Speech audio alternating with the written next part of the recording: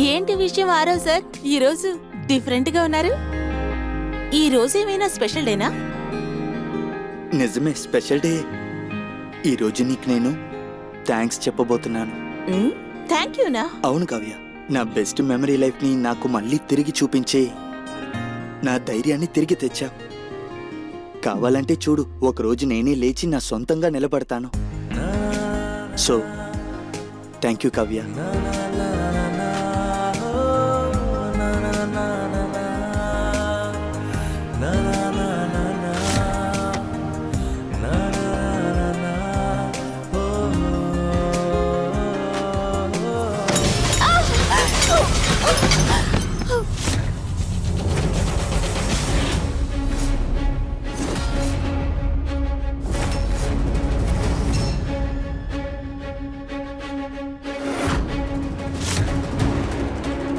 నువ్వు ఎలా కేర్లెస్ గా ఉండగలుగుతున్నావు? ఖుష్బు ప్రెగ్నెంట్ గా ఉంది. ఒకవేళ నీ వల్ల దీనికి ఏదైనా జరిగిందనుకో, ఇది ఇల్లు, గ్రౌండ్ ఏం కాదు. పని మనిషి అంటే పని మనిషిలా ఉండు. అనురాగ్ అన్నా ప్లీజ్. కావ్య ఏమీ పని మనిషి ఏం కాదు. సారీ సార్, నెక్స్ట్ టైం నుంచి ఈ పని మనిషి కంప్లీట్ చేసేటట్టు నడుచుకోదు. సారీ. నీకేం కాలేదుగా? యా.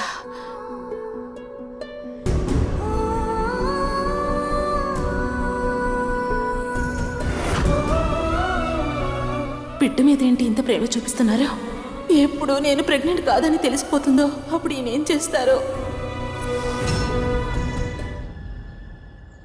బాబాయ్ వచ్చేసారు, బాబాయ్ వచ్చేసారు. సరే సరే, నువ్వు లోపలికెళ్ళి చదువుకో.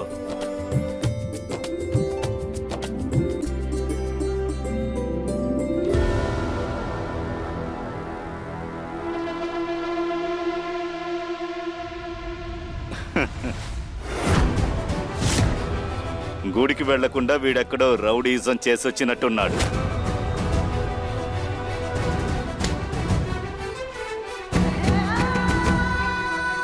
భగవంతుడా కాపాడయ్యా. సూరజ్ బాబు, ఈ దెబ్బలేంటి? బానే ఉన్నాను పెద్దమ్మ, నాకేం కాలేదు. అరే రౌడీకేమవుతుంది? గుడైతే ఏంటి, బడైతే ఏంటి, అన్ని చోట్ల గొడవలు పడ్డమే కదా. నువ్వు బాగున్నావు కదమ్మా? మీరే బలవంతంగా పంపించారు. ఇప్పుడు చూడండి ఏమైందో. నాలాగనే ఆ దేవుడు కూడా వీళ్ళిద్దరు కలిసి ఉండడం ఇష్టపడ్డం లేదు. అందుకే ఇద్దరు పూజ చేయకుండానే తిరిగి వచ్చేశారు. లేదు, మా పూజ అయిపోయింది.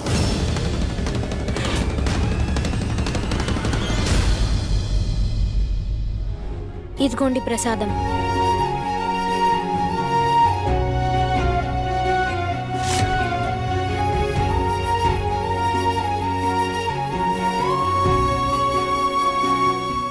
చల్లగా ఉండమ్మా. శభాష్, ఆ దేవుడే నిన్ను ఈ ఇంటి కోడలుగా పంపించాడు. వాడికి నిజంగా తలరాత చాలా బాగుంది. అందువల్లే వాడికి నువ్వు భార్యగా వచ్చావు. తప్పుగా మాట్లాడకండి మరిది గారు, ఇది అదృష్టం కాదు, నా కొడుక్కి పట్టిన పెద్ద దురదృష్టం. అందరికన్నా ఇదే దురదృష్టవంతురాలు.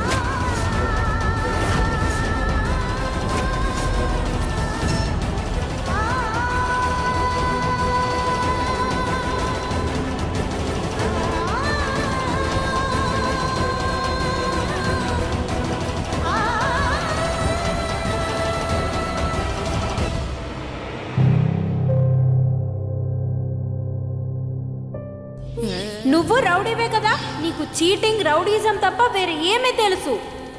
అంటే నీ భర్త గూండానా? ఈ చీర, బొట్టు, గాజులు అన్ని రౌడీజం చేసే కొన్నారనమాట.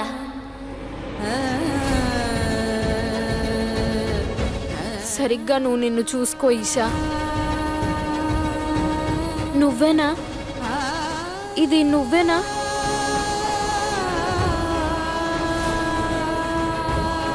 ఏం జరిగినా సరే నువ్వు ధైర్యాన్ని కోల్పోకూడదు. నీ ప్రతి బాధ్యతని చక్కగా నిర్వర్తించాలి. ఓ మహారాణి గారు, అలా బెడ్లో ఊరికే కూర్చొని ఉండకుండా వెళ్ళి బట్టలు ఆరేసే.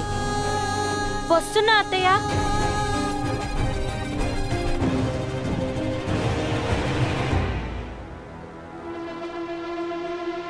సూరజ్ అన్న, గుడికి వెళ్ళొచ్చారు కదా, నా ప్రసాదం ఎక్కడ? ప్రసాదం కావాలా? ఆ, మా నాన్న నాకు చాలా ప్రసాదం ఇచ్చారు. నాన్న దగ్గర నుంచి ప్రసాదమా? ప్రసాదం కావాలా? అయితే తీసుకో. పిచ్చి పడుతుంది. మా నాన్నగారు ఇంతకు ముందు నన్ను భయంకరంగా తిట్టేవారే, కానీ ఎప్పుడు ఈషా గారి ఇంటికి వచ్చారో ఆ తర్వాత వచ్చినప్పుడు పోయినప్పుడు చూస్తున్నప్పుడు అంతా తిడతానే ఉన్నారు. నాకు ఒక్క విషయం అర్థం కావట్లేదు, ఎప్పుడు ఈ తలనొప్పి నన్ను వదిలి వెళ్ళిపోతుందో అని. నువ్వు నాతో చెప్పావు కదా ఈ ఫ్రెండ్షిప్ నాటకం అంతా మనకి సాధకంగా ఉంటాయని. వదిన వదిన మళ్ళీ మళ్ళీ మళ్ళీ మళ్ళీ వదిన వదిన వదిన అంటావు. నువ్వే కదా తనతో ఫ్రెండ్ గా ఉండమన్నావు. అప్పుడే తన మనసుని మార్చుకుని తన నాన్నగారి ఇంటికి వెళ్తారన్నావు. నేను అదేలాగానే నటించాను, ప్రేమగా మాట్లాడాను, గుడికి తీసుకెళ్లాను, శారీ కొనిచ్చాను, పాస్తా కొనిచ్చాను, అన్ని చేశానుగా. ఏమి వినకుండా తనకి ఇష్టం వచ్చిందే చేస్తుంది. ఒకటి తను ఇంట్లో నుంచి వెళ్తాననట్లేదు, ఇంకొక వైపు నువ్వు వదిన వదిన వదిన అని నేను టెన్షన్ చేస్తున్నావు. ఈ విషయాన్ని బాగా విను, తను నీకు వదిన కాదు, అదేలాగా నాకు భార్య కాదు.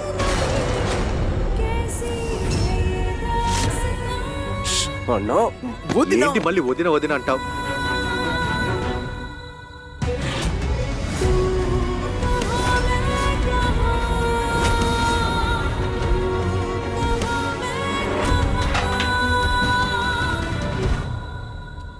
అన్నా, మీరు ఏవైనా చేయండి, కానీ వదిన కంట్లోంచి నీళ్ళు రాకూడదు.